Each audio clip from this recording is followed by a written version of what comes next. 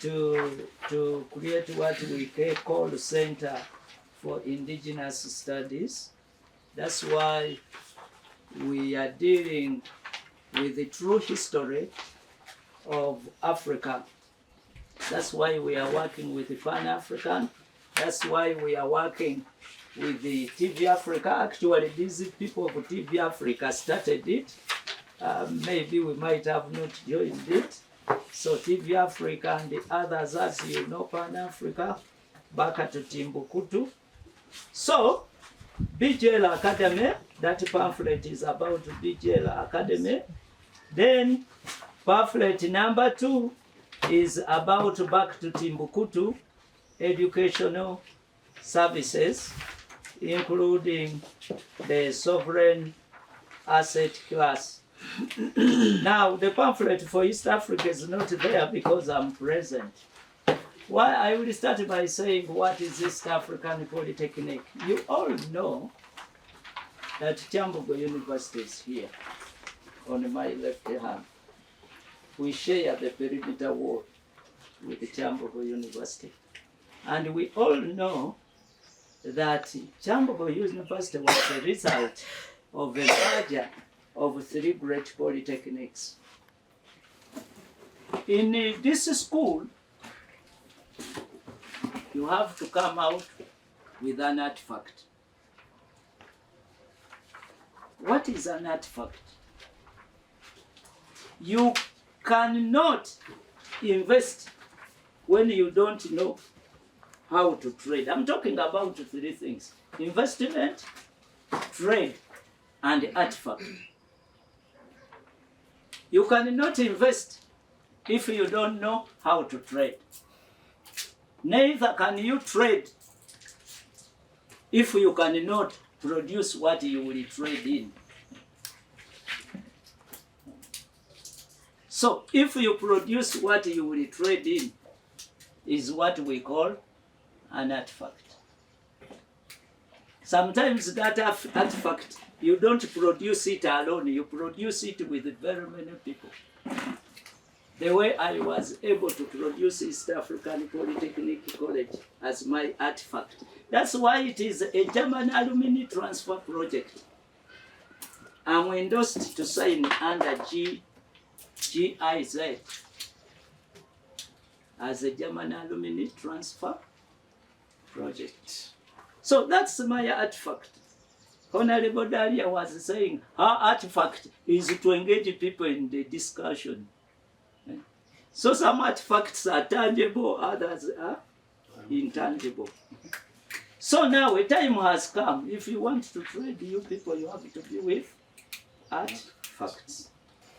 Ladies and gentlemen, we have 8 levels here, which is long, but the 7th level is master's, the 8th level is doctorate, and we have 4 other levels which are postdocs: R1, R2, R3, and R4. R1 is a major postdoc, a junior researcher, that's to say. R2 is assistant professor. R3 is associate professor, like Dr. Damascene here. And R4 is full professor or a sophist. That's why you see most of our works here are in sophistry. They go with the practice issues, including commerce. Ladies and gentlemen,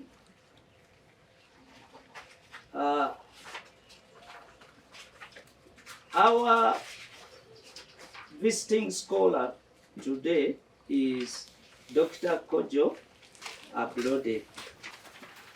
And we felt it very important to invite him. We are lucky he's with us today.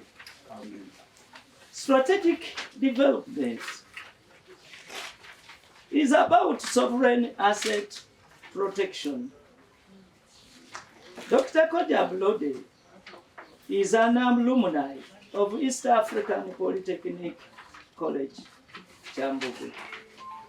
Much as Dr. Ablode, we are small in size, but we are too big in magnitude. And you add on us that magnitude. We wish to thank you so very much for your coming. Dr. Ablode he also regularly sought after to provide professional guidance on turnkey projects, both in the private and public sector, as a development consultant. I'm the principal investigator. Much as I was not the immediate supervisor, but as a principal investigator, I had an opportunity to look at your anecdotes. I also found that Dr. Ablode participated in the program called Operation Wealth Creation. So we are having an important person who has contributed so much to the development of our country. Dr. Ablode holds a PhD and currently is an investment advisor at Corporate Africa at Plot 74 Bukoto Street, Kamwocha, Kampala. Join me to welcome Dr. Ablode. The Europeans came into our continent. Because if we don't start from there, we will be defining ourselves within the structures and formula of Europe. And once we do that, because the principle is, if the formula is wrong, the answer cannot be correct. If there's any European here, please stand up. Any Arab? Is there any Arab here? If there's any Arab, you stand up. Is there any Asian? I don't see any. So I am with Africans. So this conversation is going to be about Africans. We are here to brainstorm. I am here to trigger our minds to begin to ask questions. The topic for today is sovereign asset protection. You cannot define, you cannot discuss what you cannot define. You can only discuss what you can define. When we say sovereign, we say asset and we say protection. Let me start with sovereignty. What is sovereignty? We get up every day, we say, this one is sovereign, this is our sovereign country. When we say Uganda is a sovereign country, what do we mean? What is the definition of sovereignty? Before we go to assets, before we go to protection, what are we talking about when we say sovereignty? Sovereignty is simply defined as the ultimate power to own and control your assets. When I say assets, I'm talking about resources. So if you are only sovereign, if you have the ultimate power and the ultimate control over your resources, over your assets. As long as we are not in charge, we don't have the power to control what we have. Everything we say about our sovereignty is a fallacy, it's a lie, it is not true. We are not sovereign. What is an asset? An asset is the resource that you have, that you can use to create wealth.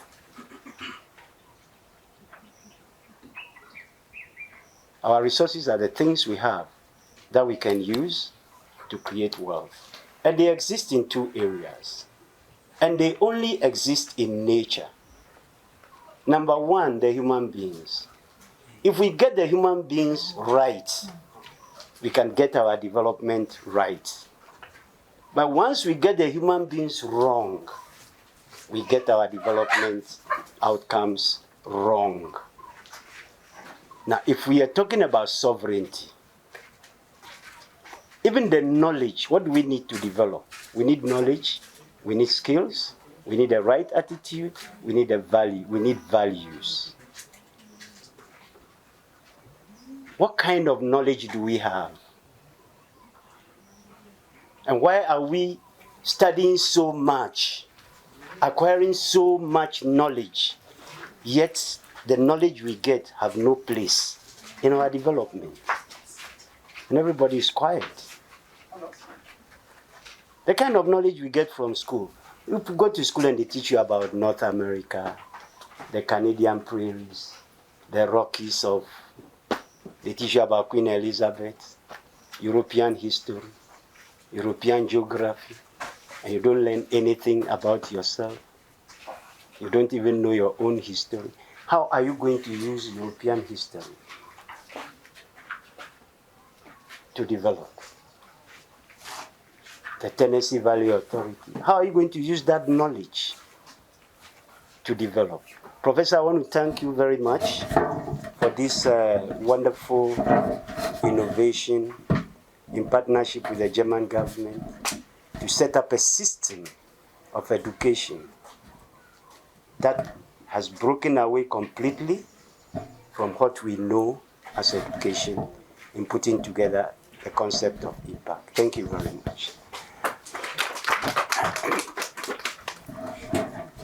When we talk about sovereignty, sovereignty is about people.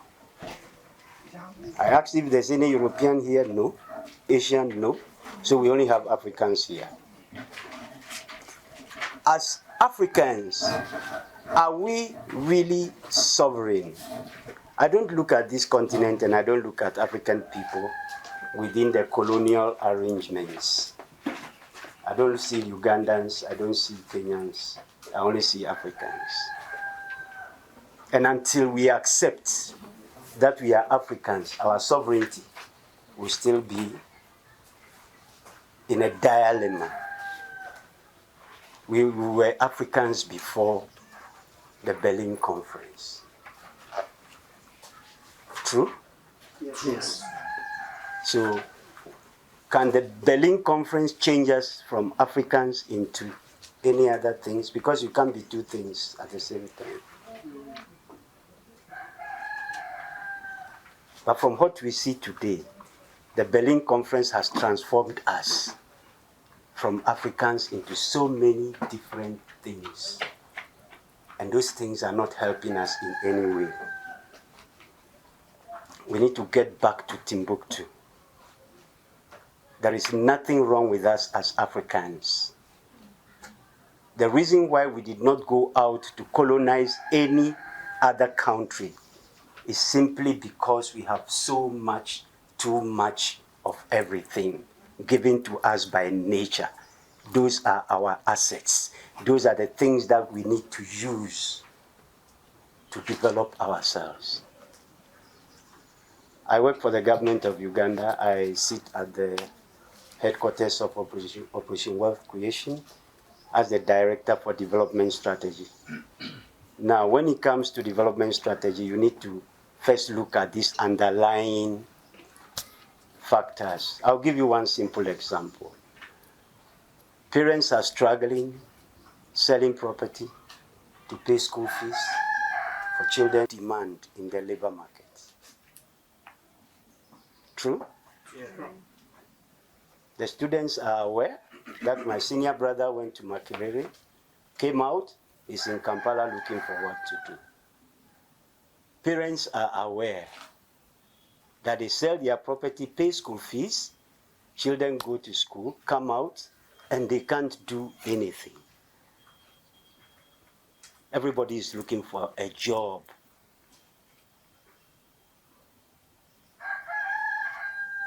The ministries on the continent are quiet. The universities are quiet. The vice chancellors, everybody is quiet. Who bewitched us? That the things that directly affect us, we cannot question them. Who bewitched us? That the things that we are seeing openly, glaringly, the students are leaving university. The most important asset of any society, of the African society, is the human beings. So if we allow anybody to disrupt the knowledge we gain, the skills we get, the values we cherish, and the attitudes we build, once we don't have any control over the human capacity, the human asset, nothing will work. Because it's people who make development happen. And development is about people. All this global conversation is about people. Who has assets? I am going to be very blunt, and I don't want you to take it personal. I want us to be honest with ourselves, to try to understand the whole concept of sovereign asset protection. I was in Manafwa with Professor. Every piece of stone, with my other professor, every piece of stone you see in Manafwa is iron ore. Let me define the iron ore so that you understand. If Professor Masolo is there, will help us. How many people know what iron? How many people have seen iron ore before? 0. How many people know what iron ore is? Okay. Please go ahead. Gentlemen, iron ore is a stone which is used to construct the infrastructure of the whole world. This is iron ore. This is iron ore. If you move around everywhere, the whole world, Europe, cities, everywhere, is iron ore. This one. It's iron ore. So you can be misled and you are told that gold probably the most precious mineral. No, it's iron ore.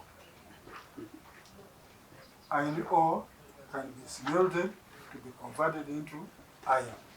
And with that iron, you just add carbon to get either stainless steel, low carbon steel, cast iron, depending on the amount of carbon you add on. But you use something we call a blast furnace to smelt it. So, to me, a country having iron ore is much richer than even that one having gold. Gold is just a medium of exchange for goods. But it cannot employ everybody in the country to be busy, to build aeroplanes, to build trains, to build cars, to build skyscrapers. So we have been misled to think that iron ore is just a small thing. It's not. As you sweep the compound like this, you sweep the stones. Now what the local government does when it is constructing the roads, it excavates the iron ore for The road. Now we are engineers, we are metallurgical engineers, can we leave that to go? You don't blame them anyway, but when will it end? Because for us, we are now importing iron in China. And China is taking our iron ore. So that is the definition of iron ore. An iron ore stone will move. Not this one, which is not iron ore, but the iron ore. We also have iron ore in other places like Kabale. This is iron ore from Kabale. This is iron ore from Kabale. Those people from Chisoro. So I will exhibit there and we will continue. So you find. No, it will be the time for it. Every vehicle you see, the chassis, the engine block, and most parts of the vehicle comes from iron. Railway tracks, ships, submarines, aeroplanes, every construction has an element of iron ore. But here we have, I don't think there's anything like iron ore in our syllabus in the schools. It's not there. So even the people from Manafwa, if a professor was not lucky to jump the gun and find himself somewhere studying metallurgy, there will be nobody from Manafwa who has any idea. But they all go to school. But there's nobody there who knows what iron ore is all about. Now, Uganda has iron ore. When we talk about sovereign assets, that iron ore is a sovereign asset. But the sovereign assets are, like I said, occur in two areas. One is the human beings. Okay? The other one is the environment and everything in the environment. The water bodies, the forest, the birds, the soil, the vegetation, everything we have that has use is an asset. But the question is, even when it comes to the human beings, are we in charge? Do we have that absolute power to own and control the knowledge that we give ourselves, that we are giving our children? Because once we get the human asset wrong, everything else goes wrong. Everybody knows about colonization. Europeans left Europe. Western Europeans are the only ones who have colonized other people. Colonization is purely going into somebody's home and dominating the person and push the person to behave the way you want, to think the way you want, to talk the way you want, and to do things the way you want. It's like capturing, it's like conquering, it's like enslavement in your own home. And as a result of colonization, our human capital has been derailed from our original track to something else. We are taught about things that we don't have and forget about things that we have. I say there are three pillars of colonization. Number one is education, where you are not taught anything about yourself, but you learn about your colonial master. You know the history of Europe, but you don't know the history of your own place. You know the geography of America, but you don't even know the geography of your village. You know everything about other people. How does it affect us? We end up wanting to be like them. And in effect, we forget about who we are. We forget that we are Africans. We've forgotten. We are aspiring to be like a European. We even bear their names. But the bottom line is that if you go to them and you mention your European name, they will not accept you because you don't look like them. So where will you go?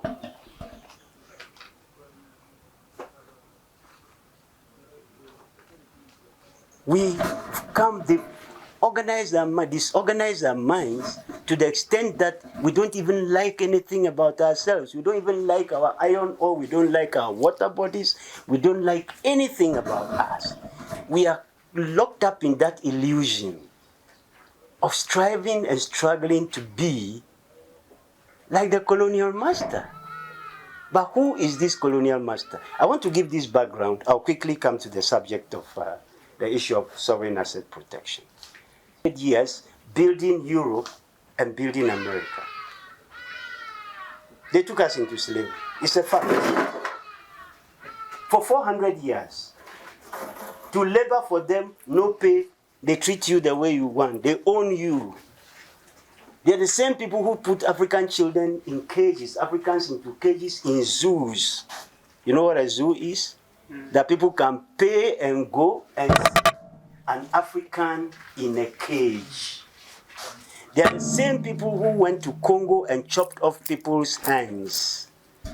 They are the same people who went to South Africa and disabled the production systems of the African people in their own home. They are the same people who went to Australia and killed the Aborigines and took their land. They did it in Canada, they did it in the US, they did it in Australia, they did it in South Africa, in New Zealand. They are the same people. They are the people who have established what they call the world system.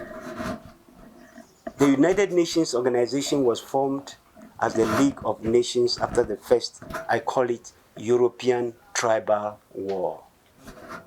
It wasn't a world war, unless Europe is the world. Then the role of the League of Nations was to make sure that such a war does not happen again. It didn't take any long time. The second European tribal war came. They took our ancestors to go and fight their wars. Are you aware of that? Yes. What interest did we have in that war? Just because we were colonized. We cannot think for ourselves. The masters must think for us. We cannot talk about Africa's sovereignty. We cannot talk about Africa's sovereign asset protection without having this background. I don't know how many of you are following what is going on in Niger. If you look at the arrangement of the French in their colonial, in their colonies, they entered into agreement. They say, you want independence? Very good. You are going to sign these documents. Number one, you'll have to continue paying us what we call the colonial debts, because we came and opened your eyes. We came to civilize you. You must pay for it till today. All Francophone countries in Africa are still paying the colonial debt to France. Another thing, all your resources, now we are coming to assets, must be offered to France first. If France says no, then you can think of giving it to somebody else. Another one, it is only France that must train your army, your military. You must only procure military equipment from France. France must station a base in your country, so all of them have French bases, military bases. And they have the right to invade your country at will. 80% of your national reserves, your money, must be kept in the bank, in the Bank of France, which is the Central Bank of France. Those are the terms and conditions under which, and the currency you use must be printed in France and must be backed by France. So where is your sovereignty? No, seriously. Where is that power to own? And rising up to the knowledge where we will understand that it is only what we have that we can use to get what we want. We can only use what we have to get what we want. Africa is the most resourced continent on earth. It has been robbed for more than 500 years, but we still have so much of everything. Everybody is looking for us. In my opinion, we must deal with our internal issues of coming together and getting united. If you ask me, I would say the African Union and the African Parliament are our number one enemies when it comes to our sovereignty. Why? Because you listen to this simple thing. The Organization of African Unity was established in 1963. True? Today we are in 2023. How many years? 60 years. Now the African Union has an agenda that they want to fulfill in 2063, 100 years. Agenda 2063. What is the African Union's responsibility? To unite Africa, isn't it? Yes. What does it take to unite Africa? Because if we don't do that, any conversation on our sovereignty is not there. It will not work. What does the African Union need to unite Africa? Number one boundary on the oceans. Okay? Because the boundaries we have within Africa were not created by us, we can keep them for our own convenience when it comes to administration. But we must first define ourselves as Africans and know that we have only one boundary. It is the responsibility of the African Union to give us one boundary, and the African Parliament to give us one boundary. We need one passport. We need one military, so that when they attack Libya, they are attacking all of us. We need one currency. We need one telephone code. To make a call from here to Kigali, you will sweat. But if we had one telephone code, it will be easier for us. We need to unify our systems. Do we need 100 years? Do we need 100 years to make those declarations? No. What are we doing in 100 years just to bring Africans together? And I beg your pardon, human beings are not described by the color of their skin. We are described by where we come from. So never ever accept to be called black unless you are colorblind and you don't know what black is.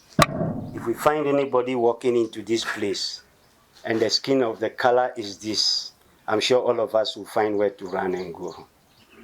Or we come and we find somebody walking into this place and the skin color is that, I don't think anybody will sit here.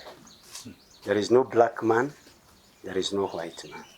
We are Africans, period. We have what it takes to turn this continent into what we want. It is embedded, it is given to us by nature, it is embedded in our soil and in our human beings. Africans are not stupid people. We were more peaceful than we are today. Before 1883, 84, before the scramble, we had no prisons in our villages, and we never raised our children to become criminals. We had our own educational system where everybody in the community is your teacher, and they bring you up to become a responsible person.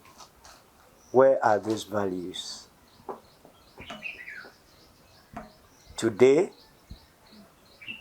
a child at 2 years must go to school, and the parents are running up and down to look for money to pay school fees.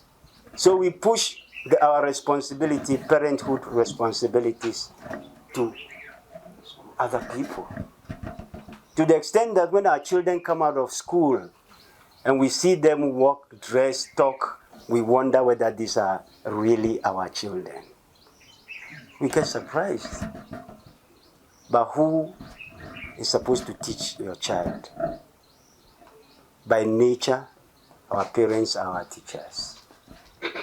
and our extended family support our parents to teach us. And the community supports our family to train, to teach us. So when we are talking about Center for Indigenous Knowledge, we need to go, for those of us who are going into research, we need to figure out what knowledge we had before the Berlin Conference. Then we say, what is wrong with this? And what is wrong with that? We keep the good ones and look for support from other places. You hear most of our presidents get up and say, investors must come from Europe. We are investment ready. We want people to come and invest. Ugandans are not qualified, or Africans are not qualified to be investors. An investor must have a different skin color, must come from somewhere else. Why? All these European guys have military bases all over our continent. Can we also go and say we want to have a military base in America? Will they accept? I'm talking about sovereignty. If they will not accept, why do we allow them to do it here?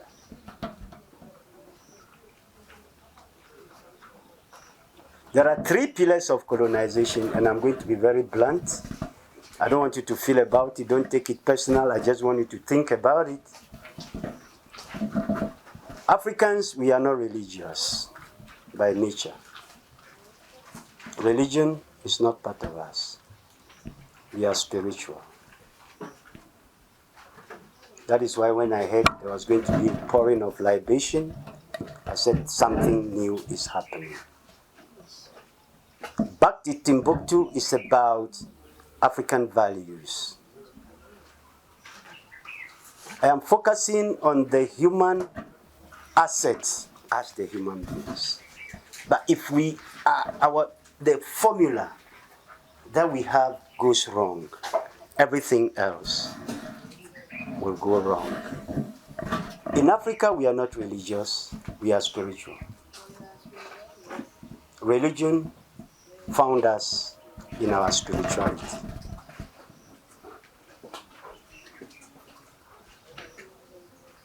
For those of us on the platform, I want to give a talk, and I stated that there is no African who is a Christian, because Christianity found Africans in Africa. It's a bitter pill, but it is the truth, and it's my duty to say it. There is no African who is a Muslim, because Islam found Africans in Africa. Uganda, that animal called Uganda, found me here because my ancestry was there before Uganda was created. Where I come from, we were there before Ghana was created. And at the point of creation of these colonial states, how did they name the area? Let me tell you the truth. Let's accept that we are Africans. Let's work together as Africans. Let's try to accept that we are Africans. Why? Because when these countries were being created, actually I call them colonial resource enclaves. Europeans came to Africa simply because of our resources, not the human beings. They did not come because of us. They came because of uranium, gold, diamonds. That is why they are still here. They are not looking at your betterment, your development, or anything. The best they can do for us is to remove our minds away from what we have so that they can continue to have access to the things we have. And we are seeing it. In Manofwa, apart from Professor and a few people who are just daring, the majority of the people from Manafwa, in terms of wealth, they don't know. Am I right? But that is too much wealth. But nobody, what are they learning if they cannot be taught about what they have? Sovereign assets are the climate, the fertile soils, the minerals, the forests are ours first. Those are our assets. We don't determine what we teach our children. Why are we not teaching our children about what we have? Why are we not teaching our children about what we have? We say agriculture is the backbone of the economy of Uganda. Like I said, I sit at the headquarters of Operation Wealth Creation. I am the director for development strategy. I sit in one of the institutions because I'm being recorded. I don't want to mention them. I asked them, why do we plan for expenditure? We plan for expenditure in our budget to the point that we even plan for things we don't have money to do. So we need to go and borrow money to finance the budget. Why? Why? The three pillars of colonization, what is making us behave like that? Number one is education. We are teaching ourselves the wrong things. Things we are not supposed to think about are the things we have mastered. Number two, religion. The guys who brought us Christianity today have stopped going to church. Their churches have become entertainment centers. They are bringing us LGBTQIA+, the same people who brought us Jesus Christ. I ask myself, when Jesus was there and the Mother Mary, me, I'm spiritual, I'm not religious, please. I ask questions because that's how I am trained. The Mother Mary and the Son Jesus, when they appeared, were they cameras? Where did we get the photos from?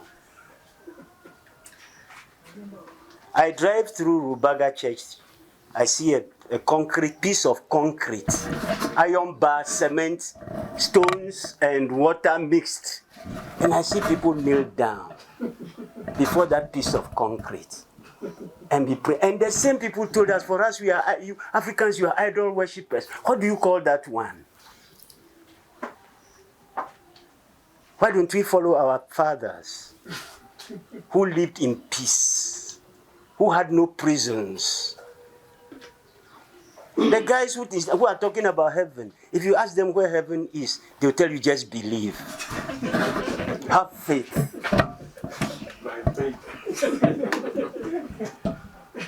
You just believe you will go to heaven.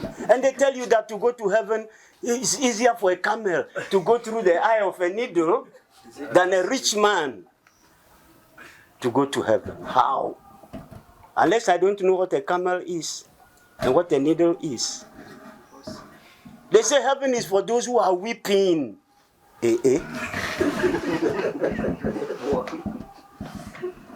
And Africans, we have everything. We have too much of everything.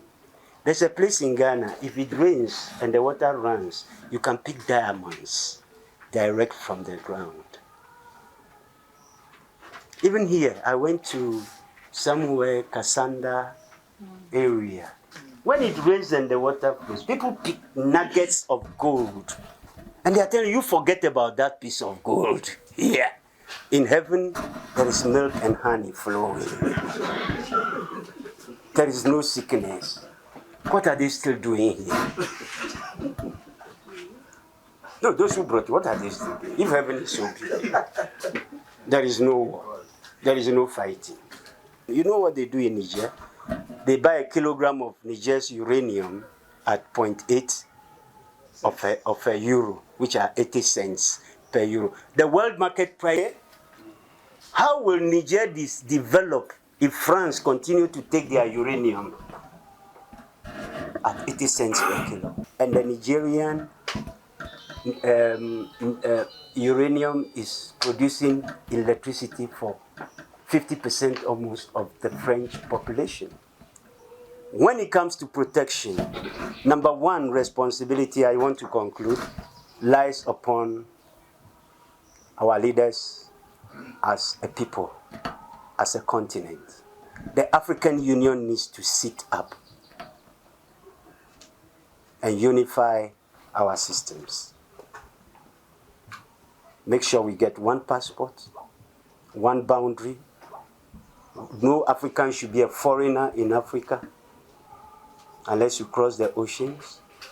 And let's work together to do that. They must give us one currency, one educational system, one health system, one airline, one military. Even I want us to go to the Olympics and the World Cup with one team. I don't think anybody will get a gold medal if we go as Africa goes as one team to the Olympic Games. Nobody will get a gold medal. If we go as one people to the World Cup, I don't think anybody else will get the World Cup. Because all the people who play from France that got the World Cup are Africans. So we just rebrand them and they win the cup. You know? Yes. So my brothers and sisters, we are at a point where we need to know where our challenges are, our development challenges are. I've talked about education, learning, teaching our children the wrong things. I've talked about religion, the second pillar of colonization. Today, Africans are praying more than working. We pray more than we work. We are not working because we have no idea what to do, because we have no idea what resources we have, what assets we have. The third pillar of colonization is the government system that has laws to put you on track. If you open your eyes, they have the military, they have police, they have parliament, they have what, they will put you in check. So you have nowhere to escape. Your mind is being bombarded in the classroom. Your spirit is being destroyed in the church or in the mosque. Are you getting me? And then they have a gun following you. Do the right thing. If we don't revise our perception, our understanding of these things, our sovereignty is not there. Our assets are being taken because we don't have the power that sovereignty will give us to protect our assets. I told the people in Manafwa in our meeting that anybody who comes for your iron ore, just tell them, you know what? The iron ore is for government, but I run that system. You know, the third one is no more for the people of Manafwa. The iron ore itself is for government. But the land in which it is for who? The people of Manafwa. So if our land can hold the iron ore, we need a share in your company as a community, so that the people can start protecting what they have. That communities demand to become shareholders and part owners of the iron ore company that will go to Manafwa. If they don't listen to the people, okay, you take the iron ore, but don't step on our land. Simple. The iron ore is there, but don't drive your vehicles on our land if you are not giving us a percentage. That way we can start our sovereign asset protection from the community perspective. Because that is the only thing that the people of Manafwa have that they can use to develop. Are we together? Yes. So my brothers and sisters, I was given 30 minutes. I think I've done more than 30 minutes. I want to assure you that this is the beginning of the end of European exploitation of our minds, European exploitation of our spirituality, a European exploitation of our resources, our sovereign assets. We need to get back first and foremost our sovereignty, which is the utmost power to own and to control whatever we have, including our human capital. Thank you very much. I want to end here. He has defined to us what is sovereign asset protection. Now we know the answer, that sovereign asset protection is an African-centered approach. There are other approaches, but we are saying sovereign asset protection is an African-centered approach that customizes, recognizes sustainable development tools of excellence to position Africa before key figures from the world of trade, including entrepreneurs, financiers, our governments, and regulators, to realize that the best time to invest in Africa is now, and this is executed by addressing our core values ahead, as we've had. Dr. Ablode, thank you for that eye-opener.